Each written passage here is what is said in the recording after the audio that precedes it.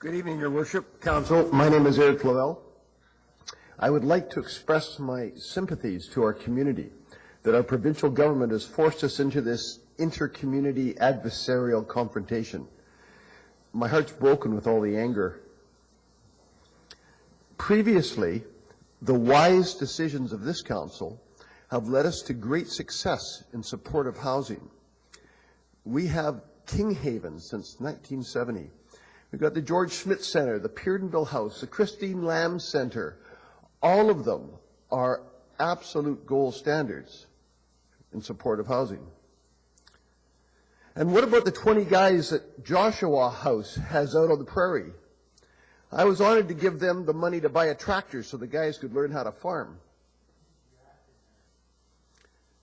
And I can't remember when the last time was that we heard a complaint about the many heretofore highly contentious post-detox group homes in our residential neighborhoods.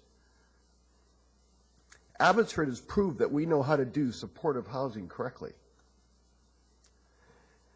But how about this proposal for 21-unit low-barrier supportive housing model? We need it, but let's tread carefully. It's an issue that we don't have any experience. Transitional housing is for guys who've made the decision to clean up. We should have the transition housing for these 20 guys because they have said that they want to change. We're not warehousing 20 people so they can have better access to their drug dealers. It's not for the guys living in tents on Railway Avenue. They aren't ready for it. This is the housing first model. But all of our previous experience is with post-detox or second stage housing. I've toured those SROs, single-room occupancy buildings in Vancouver's downtown east side. I believe this is the same. Downtown east side looked to me like they were warehousing mentally ill and the drug addicted. It wasn't nice. There's also an issue of underfunding. BC Housing isn't giving community services the money to staff it properly. I think I read that BC Housing is only providing $215,000 per year for operational and staffing. By underfunding the annual operational cost of this proposal, BC Housing virtually guarantees a less than excellent solution.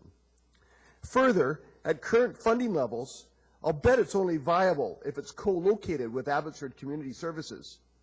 BC Housing is setting us up to fail.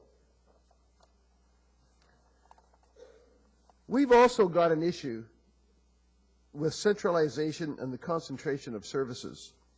The downtown area of Abbotsford already hosts numerous service providers. So are we going to create our own downtown east side? Do we really want to do that?